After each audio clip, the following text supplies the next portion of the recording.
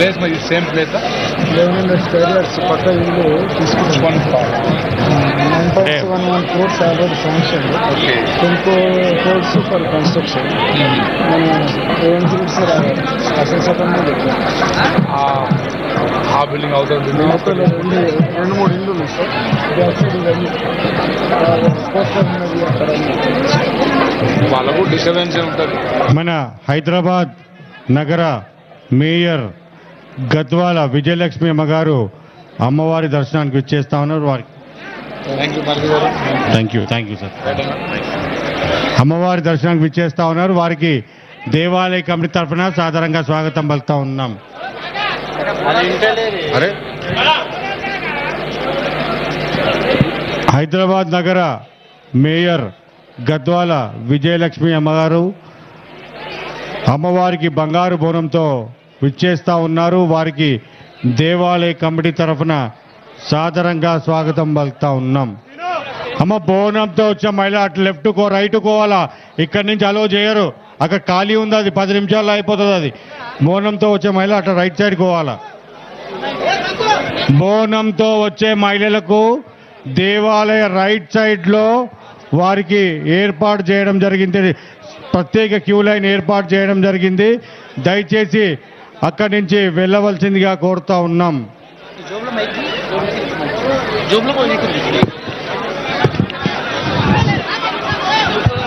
శ్యామల గారిని వేదికపైకి, అదే విధంగా మధుప్రియ గారిని, శ్యామల గారిని వేదికపైకి సాదరంగా ఆహ్వానిస్తా ఉన్నాం.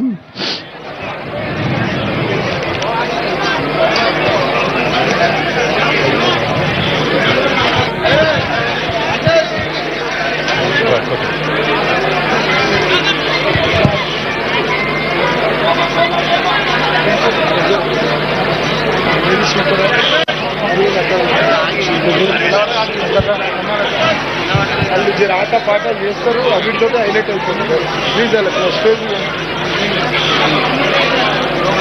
అట్లాంటి కార్యక్రమాలు హర్ష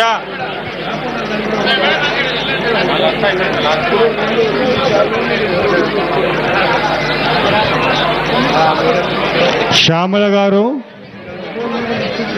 మొట్టమొదటగా మన లాల్ దర్వాజా తరఫున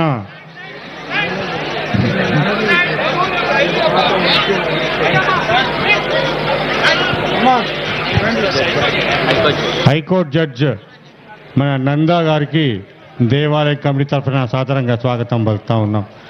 అమ్మ మధుప్రియ గారు, శ్యామల గారికి స్వాగతం పలుకుతా ఉన్నాం. శ్యామల గారు మొట్టమొదటిసారిగా మనం శిల్పారామంలో చేసిన బోనాలకు అరంగేట్రం చేస్తే అప్పుడు 2007లో లాల్ దర్వాజా తరఫున శిల్పారామంలో ఉర్రతి ఆ టైంలో అద్భుతంగా చేయడం జరిగింది. వారు ప్రతి సంవత్సరం అమ్మవారి దర్శనానికి విచ్చేస్తారు. వారికి దేవాలయ కమిటీ తరఫున స్వాగతం పలుకుతూ 2 మాటలు మాట్లాడాల్సిందిగా కోరుతా ఉన్నాం. మాటలు కాదు, డ్యాన్స్ పాట అన్నీ. హైకోర్టు జడ్జి గారు అమ్మవారి అందరికీ లాల్ దర్వాజా సింహవాహిని అమ్మవారి ఆశీస్సులు ఉండాలని మనస్ఫూర్తిగా కోరుకుంటున్నాను. అలాగే ఇంకా ఎంత అంగరంగ వైభవంగా, ఎంత అలంకారప్రాయంగా గుడి ఉందంటే 2 కళ్ళు సరిపోవట్లేదు. ఎంత అద్భుతంగా డెకరేషన్ చేశారు. కమిటీ వాళ్ళందరికీ పేరు పేరున నా నమస్సుమాంజలి మీ కమిటీ మెంబర్స్ అందరికీ. బికాస్ మీ అంటే ఒక కంకణం లాగా, ఒక విజన్ లాగా చేస్తున్నారు ఈ దేవాలయాన్ని. నేను ప్రభుత్వాన్ని కోరేది ఒకటే, మళ్ళీ అడుగుతాను, కొంచెం వసతులు ఏర్పాటు చేసి కొంచెం పెద్దగా ఇంకా విశాలంగా చేస్తే చాలా బాగుంటుంది. అమ్మవారు ఇంకా బాగా భక్తులు కూడా వచ్చే సదుపాయం ఉంటుంది. అండ్ అలాగే ప్రతి ఒక్కరికి, తెలంగాణలో పుట్టిన ప్రతి ఒక్కరికి, తెలుగు బిడ్డలందరికీ బోనాల పండుగ శుభాకాంక్షలు. అలాగే రాష్ట్రం బాగుండాలి, రైతు బాగుండాలి. రైతు బాగుంటే ఇప్పుడు మనం ఈ అన్నాన్ని సమర్పించాలంటే, అమ్మవారికి నైవేద్యం సమర్పించాలంటే రైతన్నలు బాగుండాలి. ఈ అన్నం గింజ ఇక్కడికి చేరాలంటే తల్లి రైతన్నలకి సకాలంలో వర్షాలు కురిపించి పాడి పంట, గొడ్డు గోద అన్నీ చల్లగా చూడు. అలాగే మా తెలుగు రాష్ట్ర ప్రజల్ని, తెలంగాణ బిడ్డలను అందరినీ చల్లగా చూడు తల్లి, భక్తులు యావత్ దేశ ప్రజలందరూ చల్లగా ఉండాలని మనస్ఫూర్తిగా కోరుకుంటున్నాను. నాకు ఈ అవకాశం ఇచ్చినందుకు ఆలయ కమిటీ మెంబర్స్కి నా హృదయపూర్వక నమస్సుమాంజలి. చైర్మన్ మారుతి యాదవ్ గారికి, అలాగే అరవింద్ గారికి, అందరికీ పేరు పేరున నమస్సుమాంజలి. Thank you. మీరందరూ నన్ను ఎప్పుడు కూడా ఇలా స్వాగతిస్తూ, ఆడపడుచు ఇంటికి వస్తే ఎలా ఉంటుందో అలా స్వాగతిస్తారు. Thank you so much. Thanks a lot. అమ్మ మధుప్రియ గారిని ఒక్క నిమిషం అమ్మ మాట్లాడాల్సిందే కోరుతాను. అందరికీ నమస్కారం. అందరికీ తెలంగాణ బిడ్డలందరికీ బోనాల పండుగ శుభాకాంక్షలు. ఒక ఆనవాయితీ లెక్క వస్తూనే ఉన్నాను నేను ఇక్కడికి. అమ్మవారి చల్లని చూపు ఎప్పుడు